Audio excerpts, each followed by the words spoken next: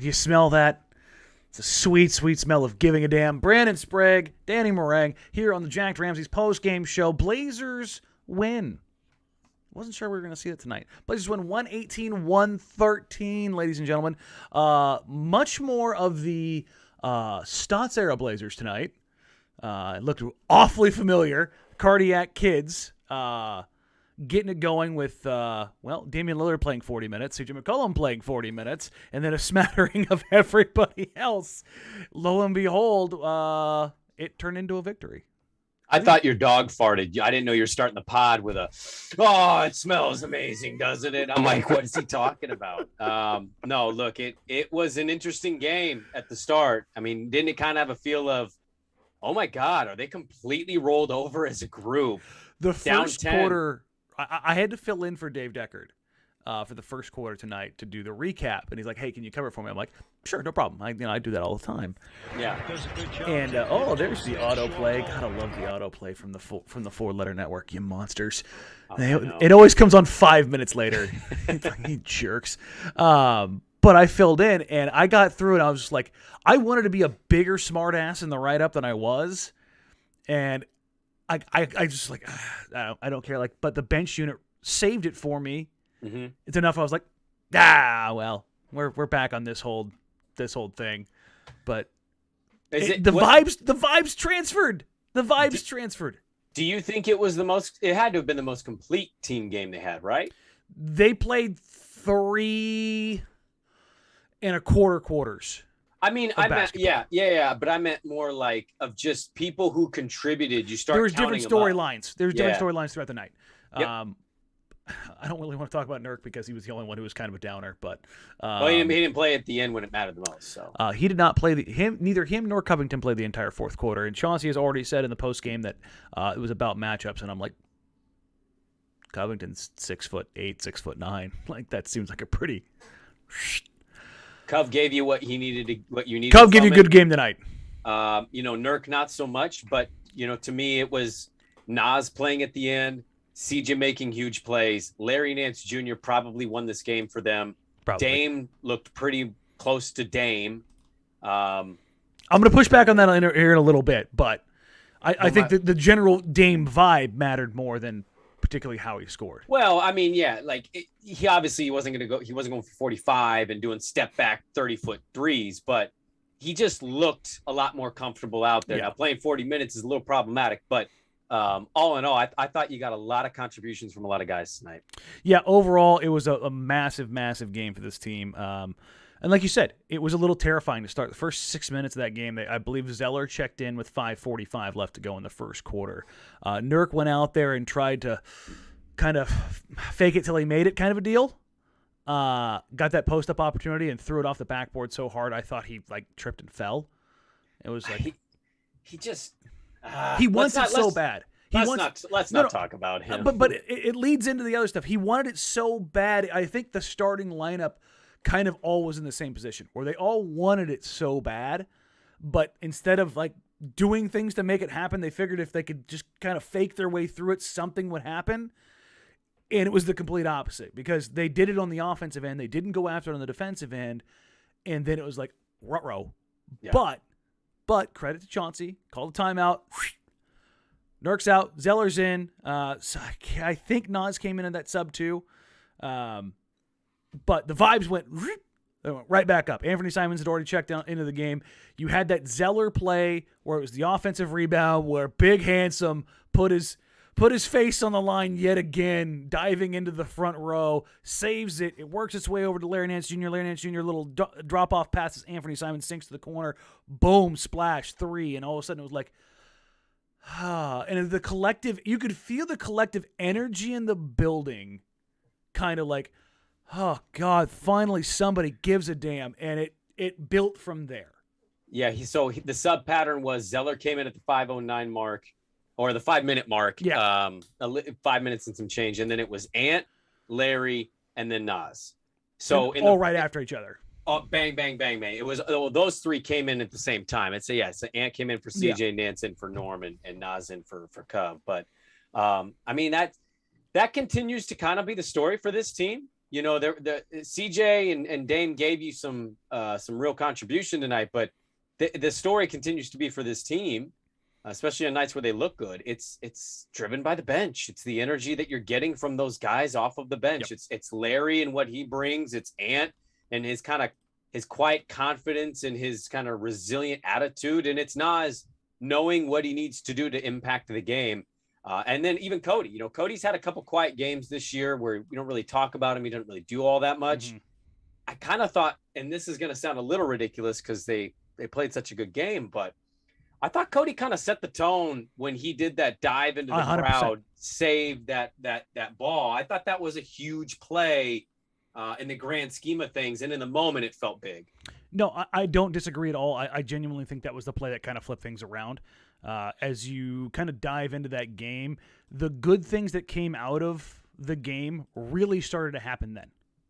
And that's when I was just like, oh, well, all right then. And it was because I genuinely was afraid because I saw some people say it looked like Anunoby just got rolling. Folks, Anunoby got rolling.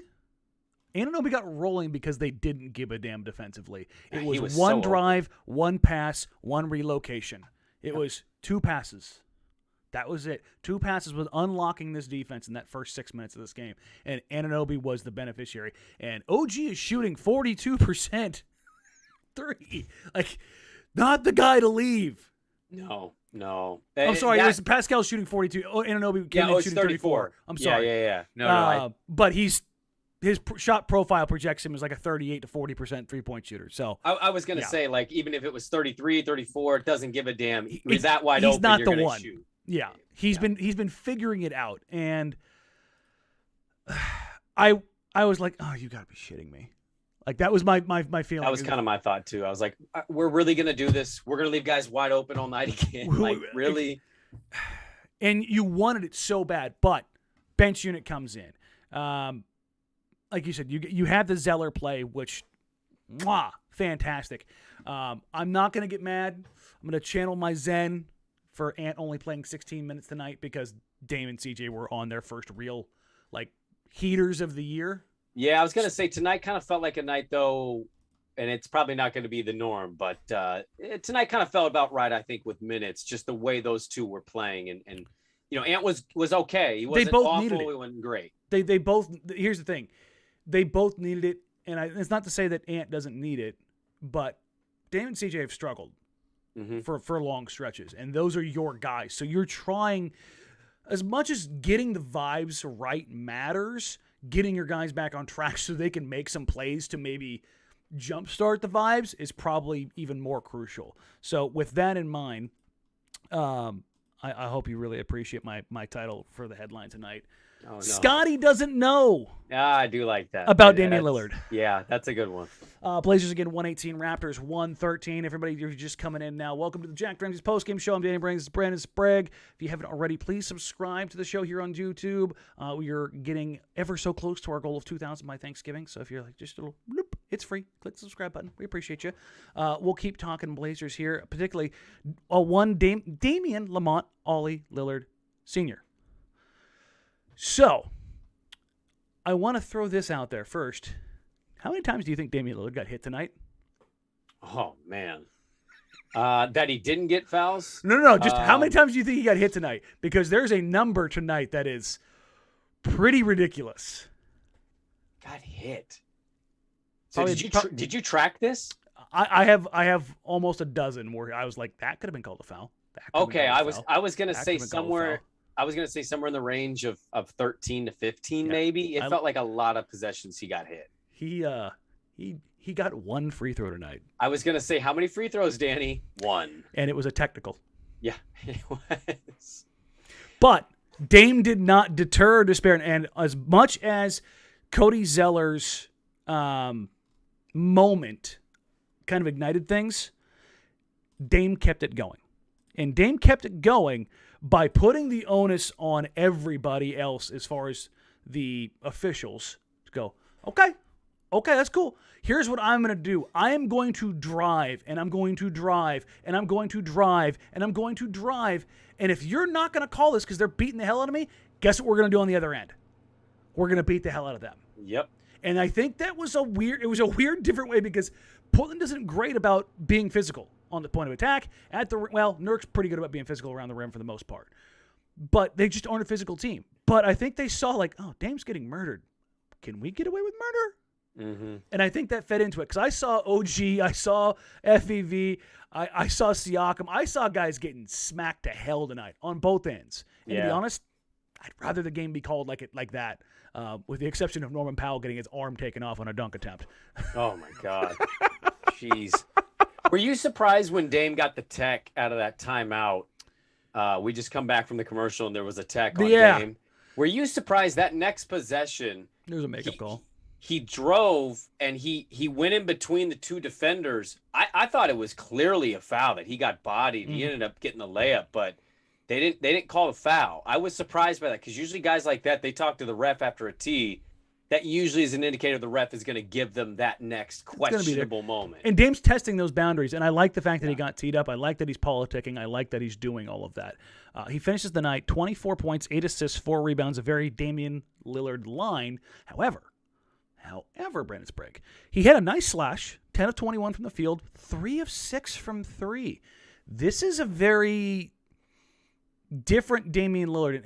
Different isn't the right word because he came into the league as this guy, where he tortured teams in the mid-range. That's where he really made his bones because remember his first 2 years in the league, really 2.5, 3 years in the league, he was a poor finisher at the rim because of his size. He hadn't gotten, grown man yet, and hadn't figured out how to finish around the rim in the NBA. So you had him getting a fair amount of threes, but he was just cooking teams from the mid-range. And tonight, cooking teams from the mid-range and getting to the rim. And I will say this, and you know what? Let me go put it this way. Do you think this is the most burst you've seen from Damian Lillard this year? I thought tonight he showed the most, yes. When I looked at him, there was 2 different plays where I was like, hey, I audibly snapped back. He started a straight line drive, right to left split, left to right split, and just shot out of a cannon from about 38 feet. And the Raptors defense, which is very long, very quick, and very reactionary, wasn't able to get there. He just whoop, and it was, hey, there we go.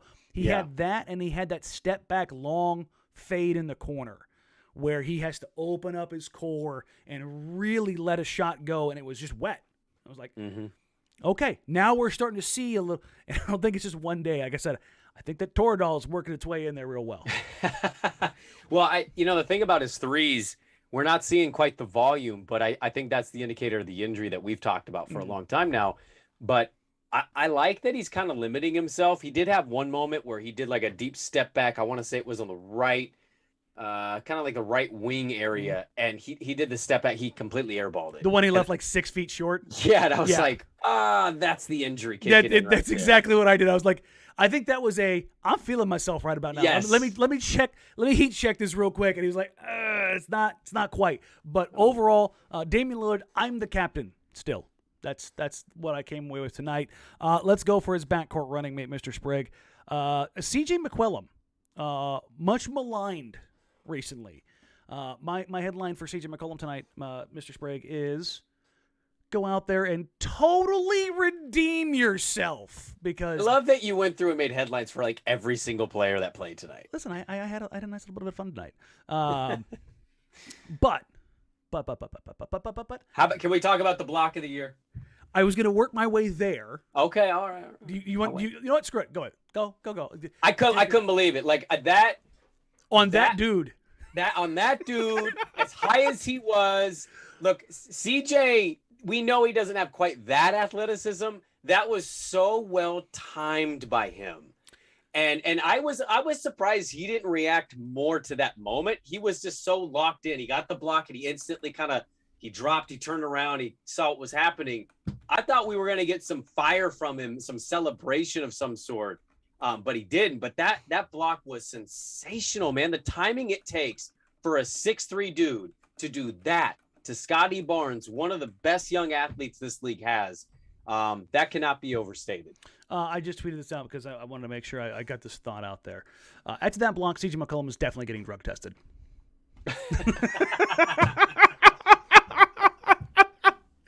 100%. That is the highest he's ever jumped.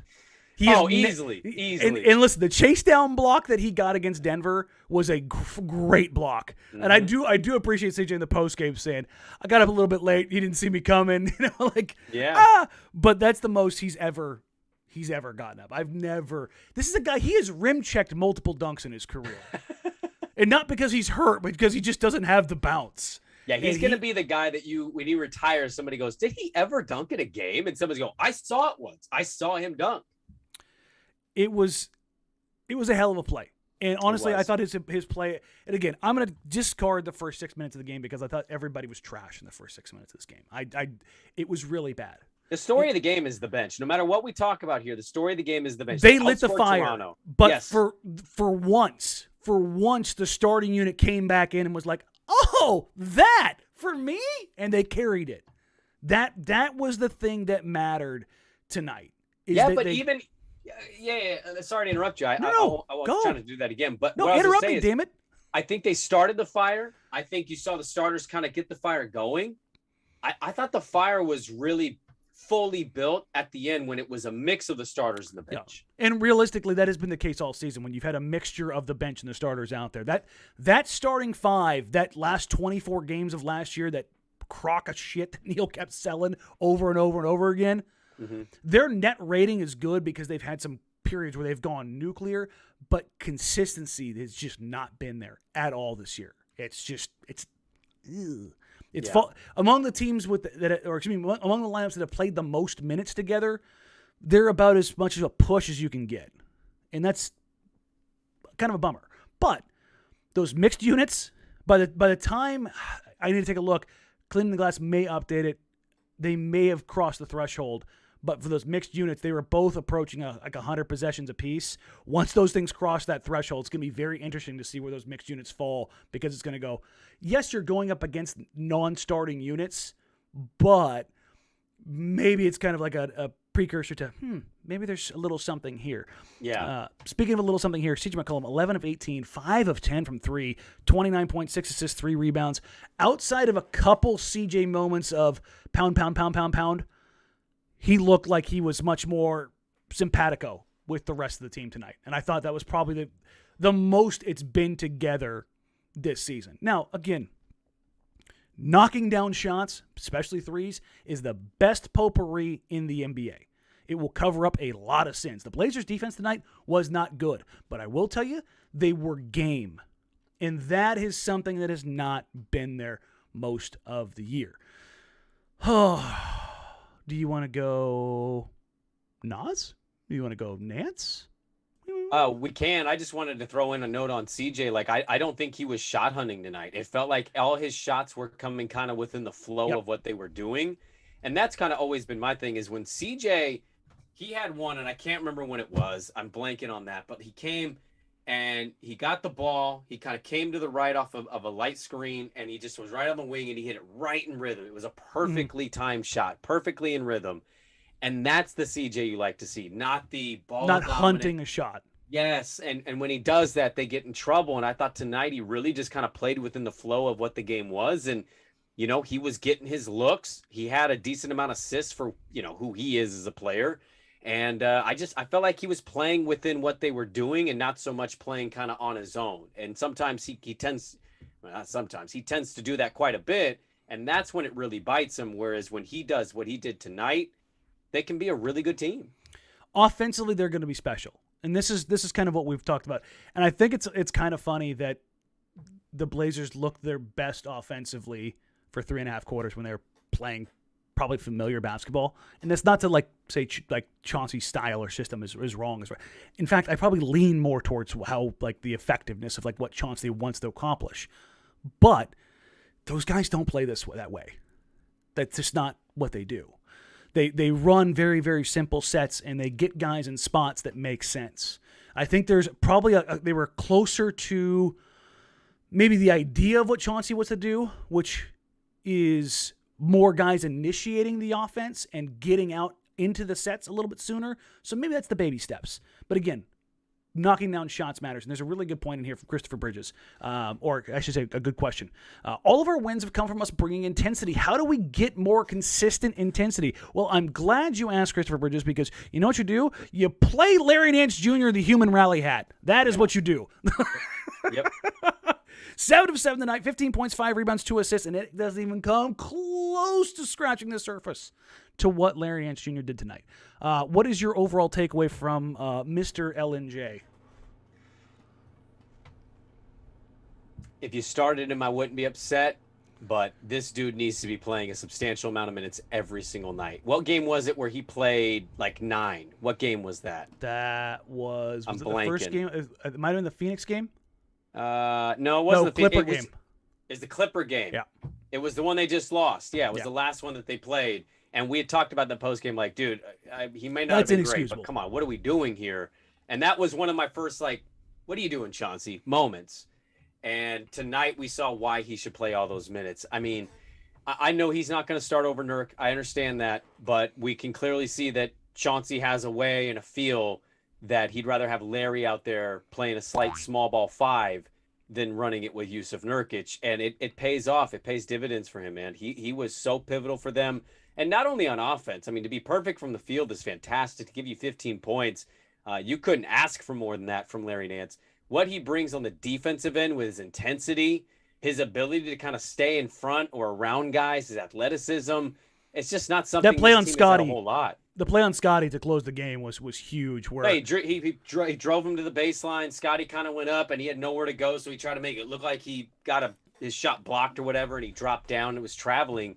That was a fantastic play by him. Yeah, and this is the thing we've talked about. Is he the best one-on-one isolation, point of attack defender? No, but he's pretty damn good for his size. And that's something that Portland just doesn't. Number one, they don't have size, and they don't really have point of attack defenders. Like it's Norm or maybe Nas sometimes.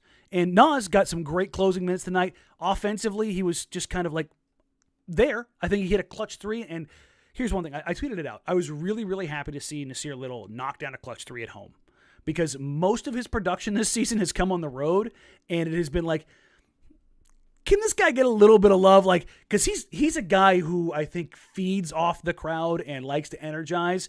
It's hard to do that on the road all the time, but for him to make that play and get a little bounce, because he does a little flex, a little shoulder shrug, and he just kind of gets into it. I was like, oh, okay, that's nice to see. But the closing lineup did not feature Yusuf Nurkic or Robert Covington the entire fourth quarter. Senor Sprague. Well, I think you got to ride momentum sometimes, though, right? And I know Cov and Nurk are both two guys that have, and Dame and CJ played the entire fourth quarter together. Right.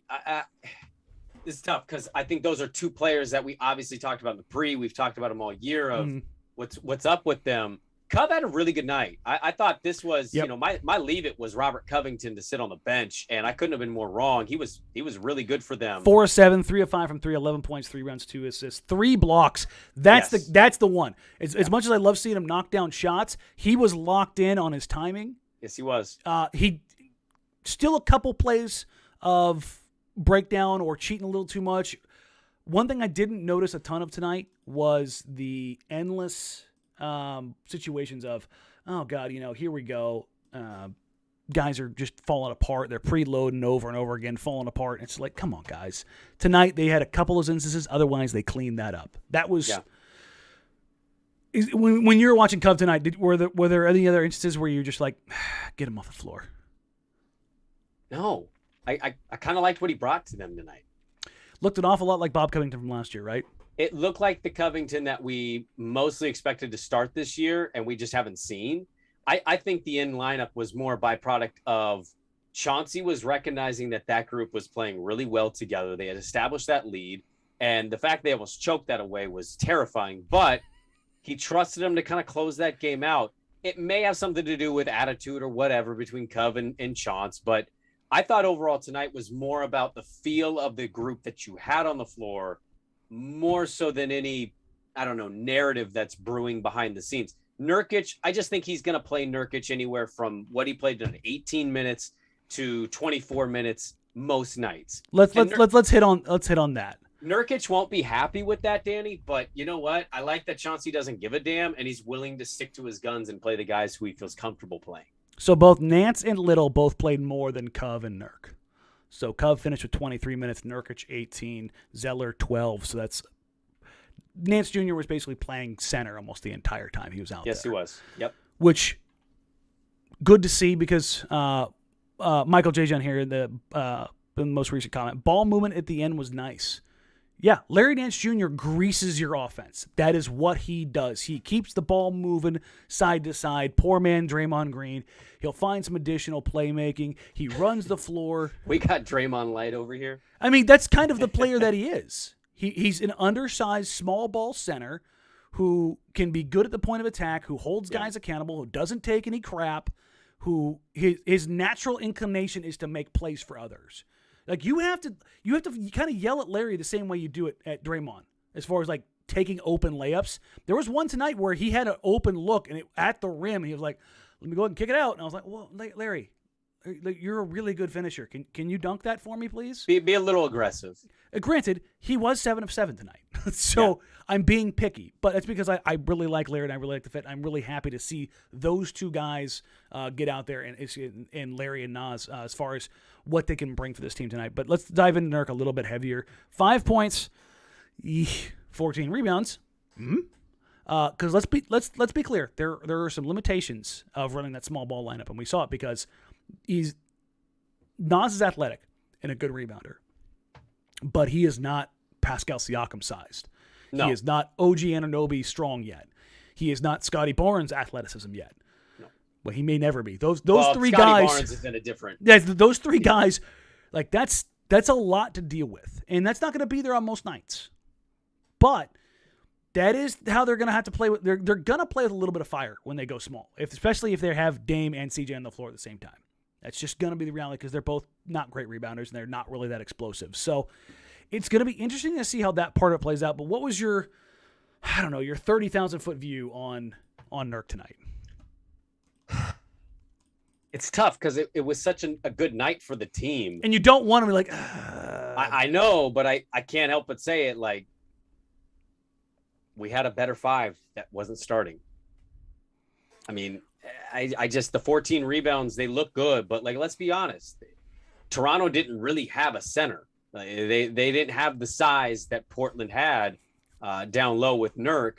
And so he took advantage of that in a lot of instances. And that's all well and good. But it's watching this team with what they are with Larry and how it looks with Larry versus what it looks like mostly with Nurk. It's not even a comparison for me. And so I get he's going to stay the starter. I understand all that. But again, I'd like to see the minutes kind of stay with where he was at today, because I think there's such a thing as we talked about too much Snell. I absolutely think there's too much Nurk. Yeah, I saw people tonight were like, well, maybe as nice as it was to see Tony Snell knock down some shots, maybe we need a like Snell was just right. Like a smattering of like 4 minutes here and 4 minutes there. That's 8 to 10. That's a sweet spot. Yeah, I was going to say maybe one less minute. He was 11. Maybe get him to 10 or 9. Yeah. And 8 to 10 is a good spot for Tony Snell. Knock down some 3. Like he's a lot bigger than I think other people really understand. Like he's a big wing. But with that regard, he's not that mobile. Like he's more mobile than true bigs, but he's not a real fluid guy. He's a heavy footer. He's not a, I'm going to go full football here. Doesn't have real natural hips. Like you don't see him flipping the hips and staying with guys. That's not what he does. Right. But he does present more size and mobility than they would have otherwise. And that's just a nice little tweak to show. I don't want to sit here and talk about Nurk as far as like his impact or lack of impact. You think he's going to bitch about this game? 100%. I mean, I just that's in itself is the biggest problem of all of it, right? Here's the thing though, as much as I hate it, and we both hate it, you know why? Yeah, I do. If we were in that same spot, we would be frustrated too. As much as we all want to sit here and be holier than thou, just be there for the team. This is not college sports. This is not high school sports. This is real money. And I'm telling you right now, you want to draw an exact line. This is me going to bat for Nurk here.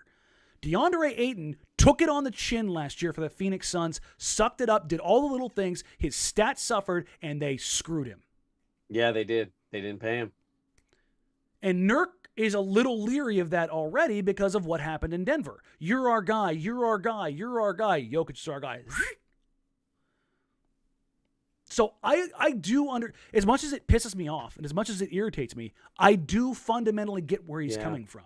No, and this is the business aspect that I think people do not consider. Well, they don't consider, but I think we can acknowledge, and I always think it's easier for us, guys like us, to sit here and say, well, if I was in that, I'll tell you right now. I would take it on the chin for less than $10 million, sure. Well, but here's what I would say, though. Like, if you were advising Yusuf Nurkic, if Yusuf Nurkic was like, tell me, what do I do about this, man? You'd be like, call me Nurkic. This is honestly what I would say. I would say, Yusuf, I know it sucks. You're not getting the minutes. You're not getting, the touches you thought you would. He had a possession where Cove had the ball, and you could see him at the top clapping for the ball, and Cove took it in, and Cove ended up kind of having a weird, leaner, and he made it. Oh, I remember that possession because I was like, oh, Nurk's pissed about that. Nurk was pissed. He was like, give me a ball. And I was like, oh, man, he's clapping. But what I would say is, I get it. I understand it. There's money tied to this, so it's hard to understand. But he may not get the exact dollar that he wants, but man, if you're looking like you're having a good time, you have more people. You have more people willing to offer the money. That's the difference. I think attitude is everything. And I think there's a lot of teams that appreciate culture. And right now the guy has bad culture rep in Denver, and he had a good one going for a while. And now the last 2 years here he's in Portland, souring a little bit. It's soured. So do you want to have 2 stops of bad attitude guy? You don't want that reputation. Here's my counter to that. Yes. It only takes one team, and there's a lot of stupid organizations. Tons in the of dumb teams. Right. So if I'm advising Yusuf Nurkic, I tell him, listen, if you legitimately think that you're complaining, you're whining, your frustrations is going to get you more touches, keep doing it. Keep doing it. Because the Knicks will probably pay him. There's always somebody. Always a team. Listen, Hassan Whiteside got paid. And you know why he got paid? I know exactly why. Because he put up dumb counting stats. Yeah, he did. And you know what he was told to go do? Go get dumb counting stats. Because when you as simple and ridiculous as this sounds, that will still get you paid. Because it's something you can put down on paper and go, listen, look, I brought in this guy. He had 58 double-doubles last year. It sounds good. Yeah. Yeah, I mean, you're not wrong. I hate seeing it though from the Portland perspective. Oh, 100%. 100%. And that's the juxtaposition that's just that drives me nuts because I am a Nurk guy. I want Nurk to be good. It's why I'm hard on him. For everybody who's going to be like, well, you're not hard on Ant. Ant's on a rookie deal. I don't crush guys on rookie deals. It's just once you get over that deal, then you're a grown ass man in the NBA, and then it's time to have a little talk. That kind of situation. Nurk's a grown ass man, and he knows how this works. Mm-hmm. So it's a figured out situation. Blazers get the win. Everybody's celebrating. It's a blast. It's the happy fun times. It was an enjoyable game. Would you call it the most enjoyable game of the season?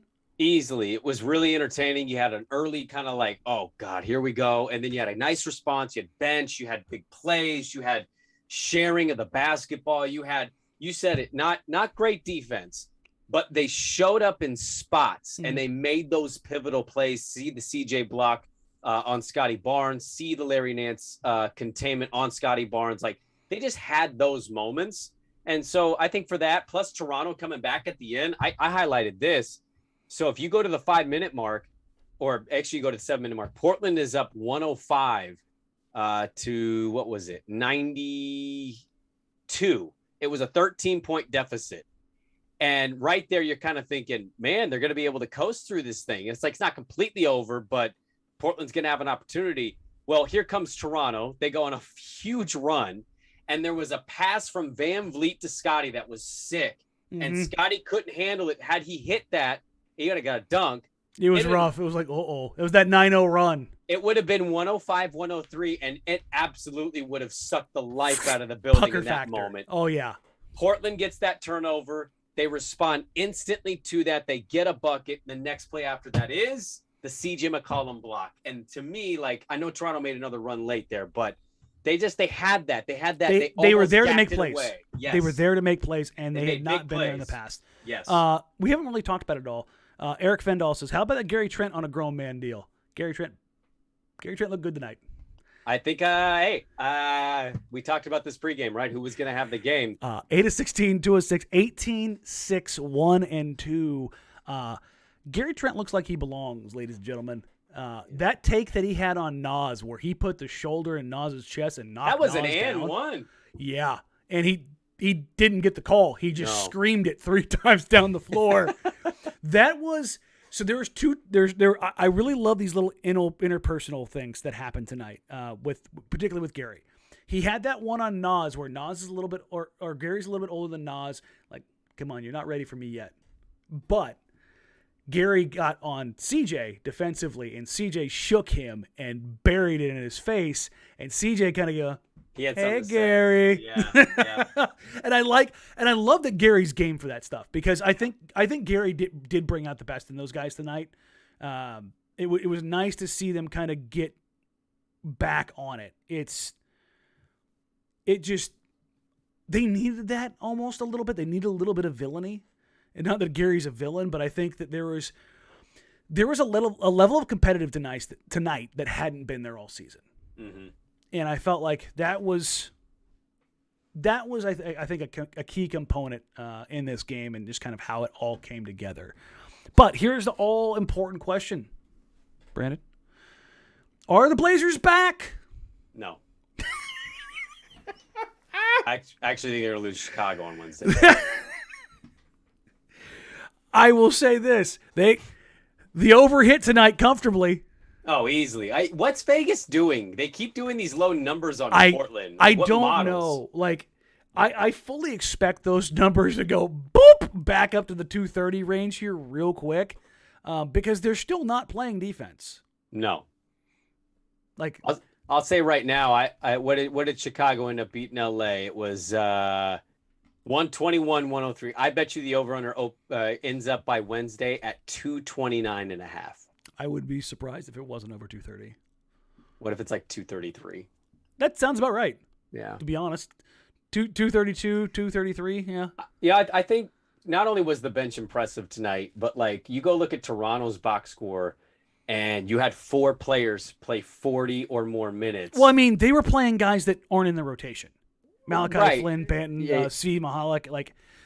But I think that's what I'm going with is your depth, your ability to have the depth that you had tonight. Mm-hmm. I thought won you that game, not only with their play, but when you have that many guys play 40 minutes, I mean, there's a lot of fatigue that factors in there at the end, and you can make some boneheaded plays, or Scotty just misplayed he's just catching a pass and it went out of bounds. Like maybe the legs aren't quite there, sucking a little bit of wind.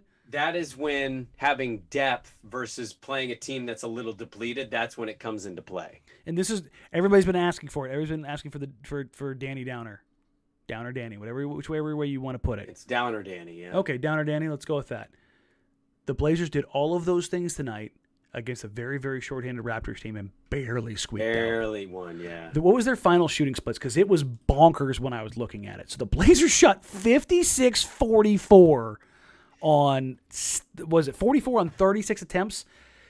That's playing with fire, because don't get it twisted. The Raptors still shot 46-46. Yeah. Like, this is the first game I think the Blazers have won. I'm going to be interested to see what the actual breakout is for cleaning the glass. It's that Toronto was impactful in transition tonight, and the Blazers still won. And I think that's because of their incredibly good three-point shooting, because when you looked at the beginning of this game, the Blazers had, I think, 8 turnovers in the first half. Mm-hmm. And it was like, oh. You know how many they ended with? 12. They tightened up. They stopped shooting themselves in the foot, and they did a ton. That is a lot of different things. So they took care of the ball. They shot the lights out. They were opportunistic defensively. They got some runouts. You got contributions up and down the lineup, and you won by 5. Hey, a win is a win. Again, is a win. And 2 things were accomplished tonight. One, importantly, is that a win. A win. That matters. But and I said this seriously, and I don't think people really understood what I was trying to say, is they got a win, but they had some style points. Like, they have slogged through some wins. That Laker win, I almost would, it was so bad it felt like a loss. They shot under 40% across the board. It was just atrocious basketball. The Laker and Houston games are easily the least watchable games they've played this year. And it's not even close. And it was yeah, it's a win, and you need some ugly wins in the season, but they were playing a brand of basketball that was just crap. Mm-hmm. They played inspired basketball tonight. That matters. Because the product watchability was we talked about it before we went on the pregame. It was almost unwatchable. It was not enjoyable basketball. They played enjoyable basketball. Even if they don't hit their shots tonight, I'll tell you this. I will go as far as saying, even if they lost this game, this still would have been an enjoyable game because they played inspired basketball, probably for the first time all season. Yeah. Well, I'll tell you right now, you better damn well bring some inspired basketball on Wednesday because you're taking on a 10-4 Bulls team who just steamrolled. Probably the 5 best teams in the league right now. It's just crazy. Steamrolled both LA teams. DeRozan is on a hot streak right now. He's hitting 38 threes tonight. He's hitting threes. You got obviously Lonzo has fit in so well with them. Levine is a monster. You better bring this effort on Wednesday, or this isn't going to be a 5-point win. This is going to be like a 12-point loss. Yeah. So this is going to be one of those games where I've talked about this before. I don't know if I've talked about it on the show. DeMar DeRozan is CJ's father. There's nobody in the NBA who has dominated CJ more than DeMar DeRozan. How this matchup is going to go, is Norm going to be on DDR, and they're going to put Dame or CJ on Levine? I think that's what you kind of have to do, right? That's picking some poison, for sure. I think you would probably try to hide Dame on Lonzo if you're talking about how you're going to run it. Well, you have 3 tall guards. Just counter to their players. You don't have small guards. It's certainly going to be interesting. It does. I'm excited. The Bulls are back. Oh, and they not only are they back, they're fun. They're fun to watch, and I'll say this: there's my hottest take. Oh my God, it's 10:26 at night. I think I value when the Bulls are good more than I do the Knicks. Oh God, yes. I think it's so much better for the league when the Bulls are good versus like everybody just. The Knicks haven't been good, like matter good in 45 years. But like last year, everybody's like, oh, it's the Knicks, look God. And it's like I don't care, man. I think it's cool when the Bulls are good. Yeah. That was my childhood. That's exactly it. As you're talking about us as going into our late 30s, early 40s, that's what we knew. And so that's what I'm saying. Like the Knicks haven't been good in 45 years, like to the point of like being in contention, the Walt Frazier eras. And it's like, yeah, I don't care about the Knicks. We'll get you out of here because it's getting stupid late. It's going to be a fun game. I will say that it is looking like Vooch is going to be out, still dealing with COVID. Unfortunately, hopefully everything's just good there. Hey, are we gonna have another revenge game? Because DJ had 13 tonight. He's actually been good for them. I've had a couple of Bulls people reach out to me and go, Derek's actually been good here, right? And I was like, yeah, no, I've been keeping tabs. He's done some things where it's just like they're just impactful. Without Vooch, they're sticking him in as kind of a small ball 5. And by doing some things, you mean not shooting the 3 ball. Yes, and rim running off a bunch of other guys who want to shoot. So thank you all so very much. It's so much more fun to talk about wins. It is. I'm not kidding. If you haven't already, please subscribe here. If you're watching here on YouTube, if you're watching the replay, thank you all. Please subscribe. We're trying to get to 2,000 by the time we reach Thanksgiving. We will have the pre- and post-game show on, what is it, Wednesday. And then we will have the live show. We did last week because of all the games stacked. It was a game, yeah. So we will have the live show on Thursday following that. If you haven't already, subscribe to the podcast. Jack Ramsay's is available wherever you get podcasts, available on social media, at Danny Moring, at Brandon Sprague, at Jack Ramsay's. Anytime you want to email us, you can hit us, jackramsays@gmail.com. For Brandon, I'm Danny. Thank you all so very much. Appreciate you. Take care. Talk soon. Bye.